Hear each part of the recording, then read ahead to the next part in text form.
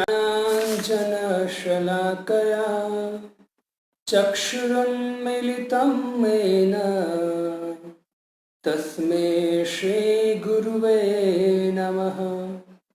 श्रीचैतन्यमनोभीष्टं स्थापितं येन भूतले स्वयं रूप कदा मह्यं ददाति स्वपदान्तिकं। वन्देऽहं श्रीगुरुं श्रीयुतपदकमलं श्रीगुरून् वैष्णवांश श्रीरूपं साग्रजातं सहगण रघुनाथान्वितं तं सजीवं साद्वैतं सावधूतं परिजनसहितं श्रीकृष्ण चैतन्यदेवं श्रीराधा कृष्णपादा सहगण ललिता श्रीविशाखान्वितांश। नमो विष्णुपादाय कृष्णपृष्ठाय भूतले श्रीमते भक्तिवेदान्त स्वामिन्निति नामिने। नमस्ते सरस्वते देवे गौरवाणी प्रचारिणे निर्विशेष शून्यवादी पाश्चात्यदेशतारिणे। जयतामसुरतो पंगो मम मंदमतेर्गतिः मत्सर्वस्वपदाम्भोजो श्रीराधा मदन मोहन। वाञ्छाकल्पतरुभ्यश्च कृपा सिन्धुभ्य एव च पतितानां पावनेभ्यो विष्णवेभ्यो नमो नमः। जय श्री कृष्ण चैतन्य प्रभु नित्यानंद श्री अद्वैत गदाधर श्रीवासादि गौर भक्तवृंद। हरे कृष्णा कृष्णा कृष्णा हरे हरे, हरे राम राम राम हरे हरे। हरे कृष्णा। तो पुनः श्रीमद् भगवद गीता क्लास में हार्दिक स्वागत है। तो हम श्रवण कर रहे हैं कि भगवान के धाम में जाने का क्या उपाय है, भगवान के मुख से सुन रहे हम। तो भगवान भक्ति और योग की प्रक्रिया बता रहे हैं। पहले योग की प्रक्रिया बताई, पहले भक्ति की प्रक्रिया बताई, फिर योग की प्रक्रिया बताई, वापस भक्ति की प्रक्रिया बताई, और इस श्लोक में वापस योग के विषय में कुछ चर्चा भगवान कर रहे हैं। वैसे श्रीमद् भगवद गीता में 6ठे अध्याय में भगवान ने योग के बारे में बहुत कुछ बोला है, और योग की समाप्ति के बाद भगवान वो भी कहते हैं कि योगियों में सर्वश्रेष्ठ वो योगी हैं जो अंतर आत्मा में मेरा स्मरण करता है। क्योंकि भगवान कहते जो व्यक्ति मेरा अंतर आत्मा में स्मरण करता है, योग करता हुआ, स्मरण मेरा करता हुआ और शरीर त्यागता है, तो सीधा मेरे धाम में प्रवेश करता है। इससे भगवान ने 6ठे अध्याय का एंड, मतलब योग का एंड भगवान ने दे दिया कि अंतर आत्मा में मेरा स्मरण करना। तो आइए हम इस श्लोक का उच्चारण करें, 23 नंबर का। उनके बाद उनके ऊपर कुछ व्याख्या करने का प्रयत्न करें। यत्र काले तु अनावृत्तिं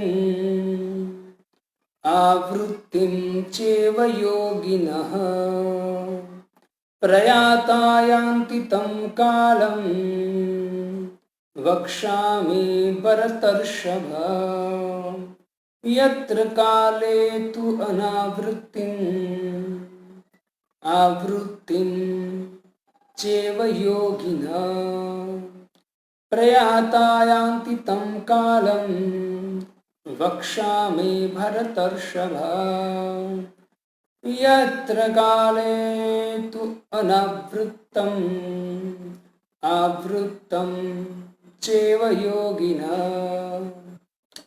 प्रयाता यान्ति तं कालं वक्ष्यामि भरतर्षभ। हे भरत श्रेष्ठ,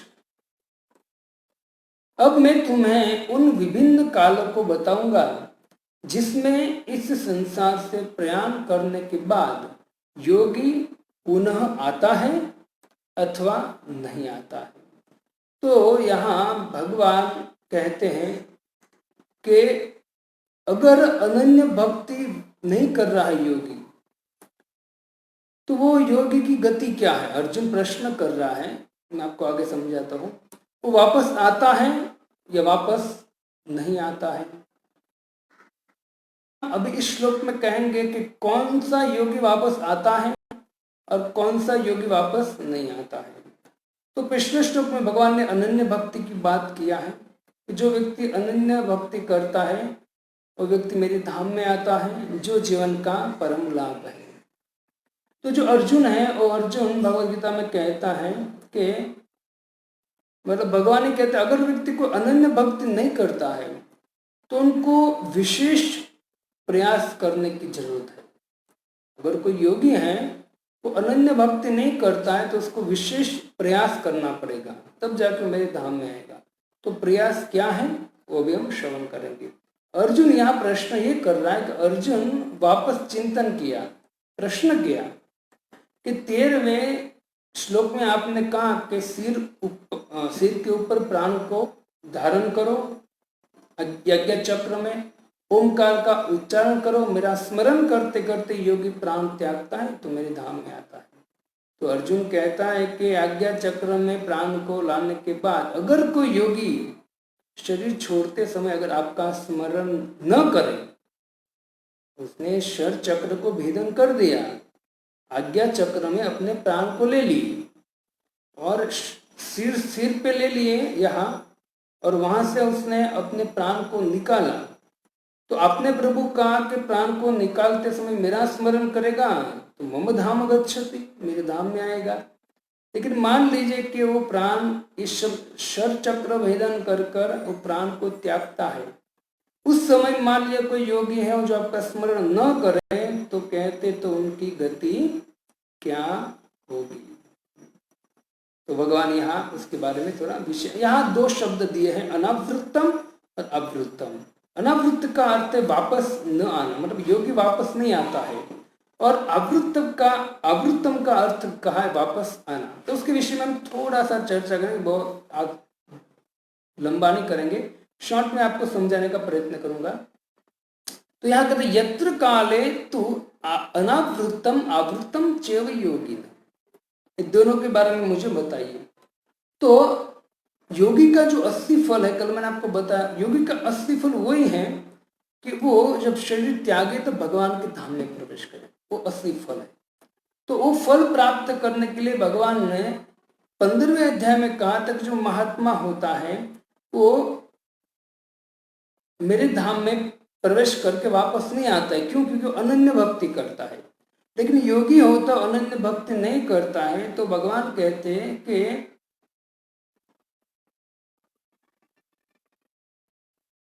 उनको प्रयास करना पड़ेगा, उनको ऐसा प्रयास करना पड़ेगा जिससे वो मेरे धाम में आए। लेकिन भगवान कहते हैं कि अगर वो प्रयास करता है, अनन्य भक्ति नहीं करता है, अगर वो प्रयास खाली करता है तो प्रयास भी कैसा होना चाहिए? तो भगवान कहते हैं कि उसका प्रयास ऐसा होना चाहिए कि उनके मतलब भक्ति प्लस योग होना चाहिए, या योग प्लस भक्ति, मतलब योग में थोड़ा बहुत तो भक्ति होना ही चाहिए। अगर थोड़ा सा भी भक्ति नहीं है तो वो व्यक्ति योगी कभी भी सफल नहीं होगा। तो क्या होगा?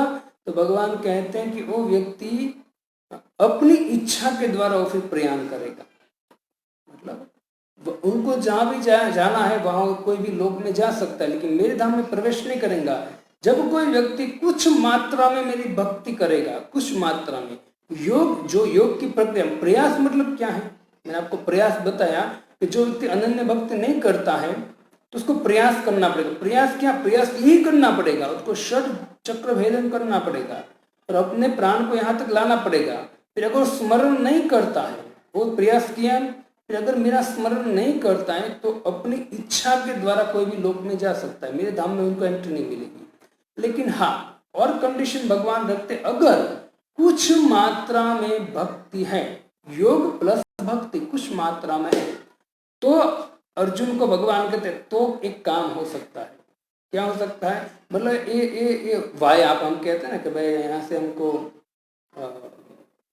गुजरात सूरत जाना है, लेकिन हम वाया ए लेंगे, बीच में ये लेंगे, तो ये बात हुई।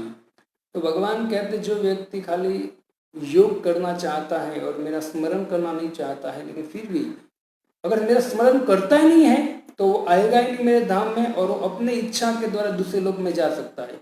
लेकिन हाँ, भगवान कहते अनन्य भक्ति करेगा तो सीधा मेरे लोक में आएगा। और तीसरा भगवान कहते हैं कि अगर कोई योगी भले अंत में अनन्य भक्ति ना हो, लेकिन लेश मात्र अगर भक्ति का होगा उनके साथ, लेश मात्र, तो मेरे धाम में प्रवेश कर सकता है। तो कैसे, जो अनन्य भक्ति से प्रवेश करेगा वो कैसे प्रवेश करेगा, तो बोलो डायरेक्ट प्रवेश करेगा, Rajdhani express, Borivali to Surat direct. और जो खाली लिस्ट मात्र स्मरण करेगा वो स्टॉप लेते लेते गाड़ी सूरत पहुंचेगी, तो लोकल होगी। और जो व्यक्ति भगवान का स्मरण करता ही नहीं है तो भगवान कहते कि उनको भी इतना कष्ट झेलना पड़ेगा। क्या कष्ट झेलना पड़ेगा, उनको भी दूसरे लोक में जाने के लिए भी समय देखना पड़ेगा, काल देखना पड़ेगा, जो काल और समय की गणना शायद अगले श्लोक में भगवान करेंगे। तो जो योगी अनन्य भक्ति नहीं करता है, दूसरा लेवल है, वो व्यक्ति लेश मात्र मेरी भक्ति करता है, उनको भी मुक्ति मतलब मेरे धाम मिलता है, लेकिन उसमें स्टॉप आएगा, तो भी कष्टदायक है, स्टॉप आएगा। और दूसरा थर्ड नंबर में कोई व्यक्ति अगर योग करता है, प्राण को सिर के ऊपर लाता है और शरीर छोड़ता है, मेरा स्मरण नहीं है, मेरी भक्ति लेश मात्र नहीं है, तो वो भगवान कहते कि पुनः वापस आएगा। मतलब दो शब्द है, अनावृतम, वापस आना। वापस कब आएगा व्यक्ति, जब वो व्यक्ति मेरा स्मरण नहीं कर, लेश मात्र भी भक्ति नहीं होगा, तो व्यक्ति अपनी इच्छा के समय, इच्छा के द्वारा वो दूसरे लोक में जाएगा और वहां से तेतम भूत्वा स्वर्गलोकम विशलम, वहां से वापस पुनः वो आएगा। तो यहाँ दो शब्द है। तो आगे और में हम चर्चा करेंगे कि एक तो सद्यो मुक्ति, मैंने जैसा आपको बोला, अब थोड़ा सा ध्यान दीजिए, जैसे मैंने आपको बोला अनन्य भक्ति जो करता है उसको सद्यो मुक्ति मिलता है, और जो व्यक्ति मेरा लेश मात्र भक्ति करता है और अपने सिर से प्राण को निकालता है, तो भगवान उनको क्रम मुक्ति मिलेगी। क्रम मुक्ति मतलब क्रम से मेरा धाम मिलेगा। तो क्रम क्या है और सीधा क्या है वो भगवान यहाँ कहते हैं। मतलब क्रम, सद्यो मुक्ति मतलब क्या है, जैसे एग्जाम्पल देता हूँ आपको मैं। एग्जाम्पल है कि जैसे सद्यो मुक्ति मतलब जो ध्रुव महाराज को सीधा नंद और सुनंद भगवान के पार्षद विमान लेकर, मतलब जो व्यक्ति सद्यो मुक्ति जिसकी होती है उनका भगवान का धाम से पार्षद विमान लेकर आते हैं। जैसे ध्रुव महाराज के पास कौन आया, नंद और सुनंद, और ध्रुव महाराज आप कथा से परिचित। फिर अजामिल के पास भी विमान आया भगवान का, तो उसको सद्यो मुक्ति बोलते हैं। धुंधुकारी के पास भी भगवान का विमान आया, उसको सद्यो मुक्ति बोलते हैं। तो ऐसे अनेक हैं। जो गोकर्ण है, गोकर्ण के लिए भी डायरेक्ट भगवान से धाम से विमान आया था, इसको सद्यो मुक्ति बोलते हैं। मतलब डायरेक्ट वो व्यक्ति अनन्य भक्ति भगवान की किया कि भगवान के अलावा कुछ नहीं है, दिन रात भगवान का स्मरण है ना, तो उनको क्या बोलते हैं, सद्यो मुक्ति। और फिर जैसे ही क्रम मुक्ति की बात आए तो तुरंत भगवान कहते हैं कि क्रम मुक्ति मतलब जो योगी होता है, योगी लेश मात्र मेरा भजन करता है, तो भगवान कहते हैं कि जो योग है क्रम मुक्ति में, वो क्रम मुक्ति में व्यक्ति जब शरीर छोड़ता है तो उनको, क्योंकि अभी उसने लेश मात्र भक्ति किया है, कितना लेश, तो लेश मात्र भक्ति करने के बाद भगवान कहते कि वो जो योगी हैं उनको तुरंत 3 लोक हैं। कौन से लोक है? तप लोक है, महलोक है और जन लोक है। वो तीनों लोक में से कोई एक लोक में भेजा जाएगा जहां भक्तों का संग, ऋषि मुनियों का संग करेगा, और वहां से भक्ति उनकी बढ़ेगी तो उनके बाद उनको भेजा जाएगा ब्रह्मलोक में। और ब्रह्मलोक में जाकर ब्रह्मा जी का संग कर कर, ब्रह्मा जी के साथ भजन कर कर, जब ब्रह्मा जी का 100 साल समाप्त हो जाता है तब वो योगी ब्रह्मा जी के साथ भगवान के धाम में प्रवेश करता है। इसको बोलते क्रम मुक्ति। तो आपको समझना चाहिए 2 प्रकार की मुक्ति आते हैं, क्रम मुक्ति और एक सद्यो मुक्ति। तो अभी हमको कौन सी मुक्ति, मुक्ति मतलब यहाँ भगवान धाम कहते हैं, मेरा धाम, मतलब वो निराकार की बात नहीं है। यहाँ समझना चाहिए मुक्ति मतलब भगवान का धाम। तो एक सद्यो मुक्ति होता है, एक क्रम मुक्ति होता है। तो हमको निश्चित करना है कि मुझे सद्यो मुक्ति चाहिए कि क्रम मुक्ति चाहिए। अगर सद्यो मुक्ति चाहिए आपको तो निरंतर मतलब अनन्य भाव से भगवान का भजन करना पड़ेगा। सद्यो मुक्ति चाहिए तो आपको लेश मात्र तो भक्ति होनी चाहिए। योगी अगर षट चक्र को भेदन कर कर, इतनी मुश्किल है ना, 50, 60 साल, 1000 साल चले जाते तब जाकर षट चक्र का भेदन कर पाता है। और उसके बाद वो जो प्राण है उनको भौवें तक लाता है, भौं के बीच में लाता है, फिर वहां से प्रयास कर कर अपने ऊपर, सिर के ऊपर से प्राण को निकालता है। बहुत बहुत कष्ट मिलता है उसको बोलते, और तब जाकर उनको क्रम मुक्ति मिलती है। अगर उसमें भी भक्ति है तो हमको निश्चय करना को क्रम मुक्ति चाहिए या सद्यो मुक्ति चाहिए। अनन्य भक्ति, हम अभी जो भक्त है प्रभुपाद जी की कृपा से इस्कॉन में हमको अनन्य भक्ति सिखाया जाता है। भक्त दिन रात भगवान का स्मरण चिंतन करता, नाम लेता है, कथा सुनता है, भक्तों का संग करता है, और जो भी चीज लेता है, जो भी चीज देता है, तो सब में भगवान का दर्शन करता है और भगवान की कृपा समझता है। तो दिन रात भगवान का चिंतन करने के कारण ये जो भक्त होता है वो क्या करता है? अनन्य भक्ति करता है। तो प्रभुपाद जी कहते हैं जो अनन्य भक्ति करता है उनको कोई प्रॉब्लम नहीं है, उनको ये जो प्रयास करने की भी जरूरत नहीं है। योगी जो षट चक्र भेदन करते हो सब कुछ करने की जरूरत है नहीं, वो सब कुछ करने की जरूरत नहीं है। लेकिन भगवान यहाँ खास योगियों के लिए कहते हैं अगर आप मेरे धाम में आना चाहते हो तो आपको अंत में मेरा स्मरण करना चाहते हैं। और अनन्य भक्ति में क्या होता है? अनन्य भक्ति में दिन रात भक्त जो है स्मरण करता है, भगवान की लीला का स्मरण, भगवान के नाम का स्मरण करता है, अनेक प्रकार का भगवान का स्मरण करता रहता है। तो वो अनन्य भक्ति करता है, दूसरे किसी के चिंतन नहीं, भगवान का चिंतन, भगवान की सेवा का चिंतन करते करते अंत में जब वो पूरा जीवन करता तो अंत में भगवान का स्मरण ही होगा। जब भगवान का अंतिम स्मरण होगा तो उसको कोई षट चक्र भेदन करने की कोई जरूरत नहीं है, वो योगी के लिए। तो यहाँ भगवान बहुत सुंदर कहते हैं अनावृत्तम और आवृत्तम।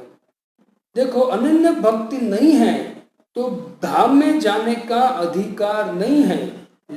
सीधा मतलब अनन्य भक्ति नहीं तो सीधा धाम में जाने का अधिकार है ही नहीं। गुरुपाद जी सीधा बोलते हैं उसका अधिकार धाम में डायरेक्ट जाने का, उसके लिए अनावृत्त की दिशा खुली होती है। अनावृत्त की दिशा खुली होती है कैसे? जब कोई व्यक्ति लेश मात्र भक्ति करे। तो यहाँ प्रभुपाद जी कहते वो भी जो व्यक्ति मृत्यु का समय निश्चित करे। तो देखो भक्तों, योगियों को जब शरीर त्यागते हैं ना तो अनेक चीज देखनी पड़ती है। तो काल देखना, समय देखना पड़ता है ना, पक्ष देखना पड़ता है, भगवान आगे वो वर्णन करेंगे। अनेक वस्तु देखनी पड़ती है। क्यों? क्यों अनन्य भक्ति नहीं कर रहा है, उसको योग में बहुत कष्ट मिलता है। इससे तो भगवान ने कहा है कि जो योगी होता है, बहुत ज्यादातर योगी भगवान के निराकार में प्रवेश करने का प्रयत्न करते हैं, तो भगवान कहते हैं उसको ये कष्ट मिलता है। षट चक्र भेदन करो, इंद्रियों को कंट्रोल करो, ब्रह्मचर्य का पालन करो, ये करो वो करो, और उसके बाद भी प्रभुपाद जी कहते ब्रह्म में लीन होने के बाद भी उसका पतन होता है। कितना कष्ट है। तो खाली एक स्मरण भगवान का न करने के कारण व्यक्ति बहुत कष्ट भोगता है। तो प्रभुपाद जी यही बात कहते हैं कि जो सिद्ध योगी होते हैं समय और स्थान चूज कर सकते हैं। समय सिद्ध योगी जो होता है जिसने बहुत अच्छी प्रैक्टिस किया है, अच्छा योग किया है तो समय जो है वो समय स्थान चूज कर सकता है, मैं चुन सकता है वो। और जो व्यक्ति पटु नहीं है योग में, उस समय स्थान चूज न करने के कारण वो हो सकता है अचानक अपना शरीर छोड़ दे, या फिर उनको इच्छा हो वह तो जो वास्तव में लाभ है भगवान की भक्ति का नहीं मिल सकता है। आगे प्रभुपाद जी दूसरी लाइन में कहते हैं कि प्रयाता यान्ति तम कालम वक्ष्यामि भरतर्षभ। है भरतर्षभ, अर्जुन को यहाँ भरतर्षभ कहा है, मतलब भरत कुल में श्रेष्ठ पुरुष। दूसरा यहाँ अर्थ हमारे आचार्य करते हैं बहुत सुंदर कि भरत का अर्थ है जो प्रकाश में रत है, ज्ञान के प्रकाश में रत है, उसको भरत कहा गया है। और दूसरा ऋषभ, ऋषभ का अर्थ है श्रेष्ठ, जो ज्ञान की दिशा में दिन रात रत है, उस श्रेष्ठ पुरुष को कहा गया है भरतर्षभ। तो अर्जुन को यहाँ भरत, वैसे भरत कुल में अर्जुन जन्मा है, और भरत महाराज का मतलब भरत कुल क्यों कहा जाता है उसकी भी बहुत बड़ी चर्चा हो सकती है। भरत महाराज ने ऐसे ऐसे काम किए हैं सुंदर।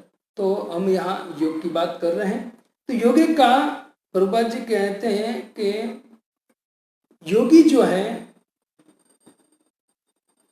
खुद निर्णय जब करता है कोई लोक में जाने के लिए, तब लोक में जाने के लिए खुद जब निर्णय करता है तब भी उनको समय और जो पक्ष है उसको देखना पड़ेगा। अगर उनको नहीं देखेगा और मनमानी से अगर वो शरीर त्यागेगा तो भी उनको जो प्राप्त करना चाहते वो नहीं मिलेगा। मतलब जैसे हमारे भीष्म पितामह है, भीष्म पितामह उत्तरायण के समय उसने शरीर छोड़ा, तो राह देख रहे थे जब उत्तरायण आएंगे तब उत्तरायण के दिन में प्रयाण करूंगा यहाँ से। तो पहले से उसका निश्चित है, क्यों? क्योंकि वो श्रेष्ठ योगी थे पितामह भीष्म। अगर कोई व्यक्ति ने प्रैक्टिस नहीं किया है तो खुद निर्णय लेगा, लेकिन उसमें भी समय काल नहीं देखेगा, पक्ष नहीं देखेगा, तो वो योगी भी सफल नहीं हो सकता है। आगे आखिरी बात मैं आपको कहना चाहता हूँ कि प्रभुपाद जी कहते हैं जब तक व्यक्ति, वो एकदम इजी है समझने के लिए, जब तक व्यक्ति आत्म तत्व की प्राप्ति नहीं करता है तब तक पराभव की प्राप्ति होती रहती है। जब व्यक्ति आत्म तत्व को नहीं जानता कि मैं आत्मा हूं और मैं भगवान का अंश हूं और मेरा कर्तव्य है कि मुझे भगवान के धाम में जाना है, वो आत्मा तत्व को नहीं जानता है, तो प्रभुपाद जी कहते बारंबार पराभव होगा। कैसे? तो कहते हैं कि जो आत्म तत्व को नहीं जानता वो क्या करेगा, भोग की इच्छा के कारण और दूसरे लोक में योग इतना बड़ा प्रयत्न करने के बाद भी क्या करेगा, भोग ढूंढेगा, और अच्छा भोग लेने के लिए वो कहाँ जाएगा, उच्च लोक में जाएगा। तो यहाँ कहते पराभव, उसका पराभव मतलब वापस वो यहाँ उसका पतन होगा इस भौतिक संसार में।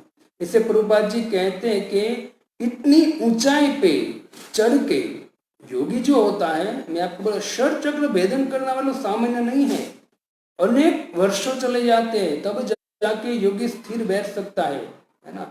और फिर उसको षट चक्र को भेदन करने में बहुत कष्ट, बहुत समय लगता है। प्रभुपाद जी एक लाइन में कहते कि इतनी ऊंचाई पर षट चक्र भेदन करके वो जब अपने प्राण को त्यागता है, तो प्रभुपाद जी अगर इतनी ऊंचाई पे चढ़ने के बाद भी वो तुच्छ भोग की कामना करता है ना, तो शर्मजनक बात है। इतने बड़े ऊपर चढ़ने के बाद करना खाली क्या है, भगवान का मेरा स्मरण करो, मेरा चिंतन, मेरा नाम लेते लेते मेरा चिंतन करते करते शरीर छोड़ो तो मेरे धाम में आओगे। लेकिन जो योगी इतना प्रयत्न कर कर भगवान को साइड में रखता है और अपनी इच्छा के द्वारा, भोग की इच्छा के द्वारा स्वर्ग में जाने का प्रयत्न करता है, उच्च लोक में जाने का प्रयत्न करे, तो इस शर्मजनक बात है। दो काम, एक तो भोग की इच्छा, उसने षट चक्र तो भेदन कर लिया है, खाली करना क्या, भगवान का स्मरण, लेकिन उसने प्रैक्टिस नहीं किया तो कैसे होगा। तो प्रभुपाद जी कहते कि इतना मेहनत करने के बाद भी जो व्यक्ति भोग की इच्छा से उच्च लोक में जाने का प्रयत्न करता है, बहुत बहुत बहुत शर्मजनक है। इससे भगवान कहते योगिनाम अपि सर्वेषां मद्गतेन अंतरात्मना, कि जो योगी सर्वश्रेष्ठ है वो योगी जो योगी अंतरात्मा में मेरा स्मरण करता है। ये वर्ण क्या होगा, तो कहते पराभवस्ताव। श्रीमद् भागवतम 5:5:5 स्कंद 5 अध्याय 5 श्लोक क्रमांक 5। सुखदेव गोस्वामी कहते हैं पराभवस्तावद बोध जातो यावन् जिज्ञासत आत्मतत्त्व यावत् क्रियास्तावदिदं मनोवे कर्मात्मकं येन शरीरबन्ध पराभवस्था बोध जातो यावन जिज्ञासा। अगर व्यक्ति आत्म तत्व की जिज्ञासा नहीं करता है तो पराभवस्था बोध जातो, वो पराभव में वापस उसको आना पड़ेगा। क्या नहीं करेगा? तो आत्म तत्व को नहीं जानने का प्रयत्न करेगा। तो बड़ा योगी हो जाए लेकिन आत्म तत्व खाली, देखो योगी को ये पता होता है कि मैं आत्मा हूँ, शरीर नहीं, ये तो पता ही होता है। लेकिन वास्तविक आत्म तत्व को जानने का मतलब क्या है? खाली मैं आत्मा हूँ, शरीर नहीं हूँ, इतना ज्ञान पर्याप्त नहीं है।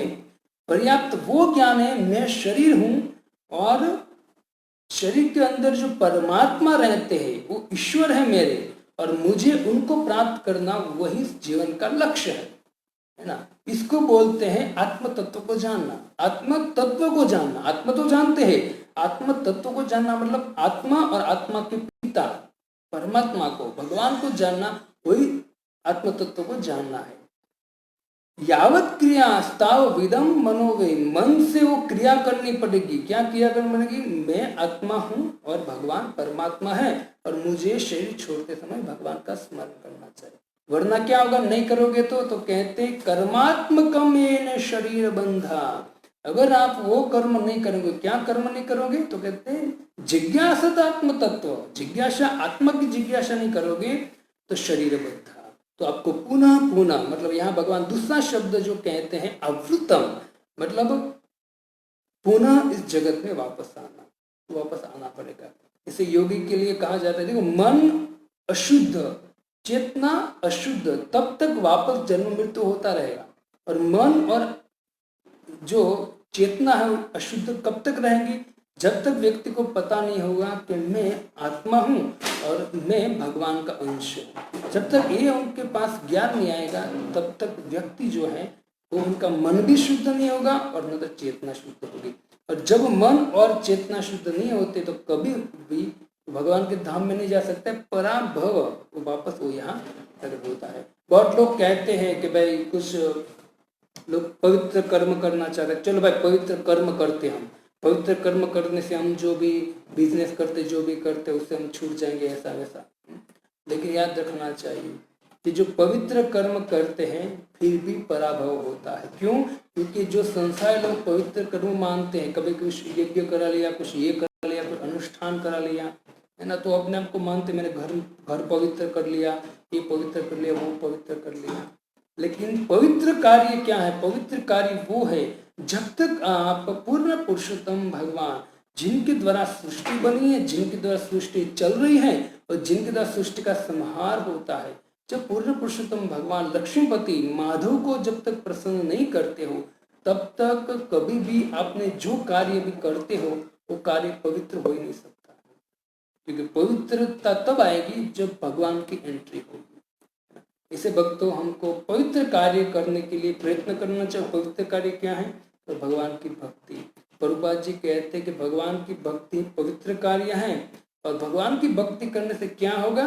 तो कहते हैं कि जिस तरह से अग्नि जो है, अग्नि ईंधन को भस्म कर देती है, अग्नि होती है जितना भी ईंधन डालोगे वो भस्म कर देगी, वैसे ही जब कोई व्यक्ति भगवान को जान लेता है, भगवान का भजन चालू करता है, तो उनके अंदर जितने भी पाप है, अनर्थ है, वो वैसे ही जल के भस्म हो जाएंगे जिस तरह से अग्नि में ईंधन भस्म हो जाता है। नो भक्त, बस इतना ही।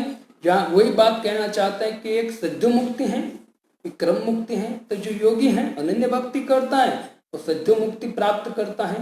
और जो व्यक्ति अनन्य भक्ति न करके लेश मात्र भगवान की भक्ति को जॉइंट रखता है योग में, तो उसको क्रम मुक्ति मिलती है। और जो योगी षट चक्र का भेदन कर कर अपने प्राण को मस्तिष्क पर लाता है लेकिन भगवान का स्मरण चिंतन लेश मात्र भी नहीं है, तो अपनी इच्छा के साथ वो दूसरे लोक में जा सकता है। उसमें उसकी छूट है, वो भी उसमें भी काल समय देखना पड़ेगा।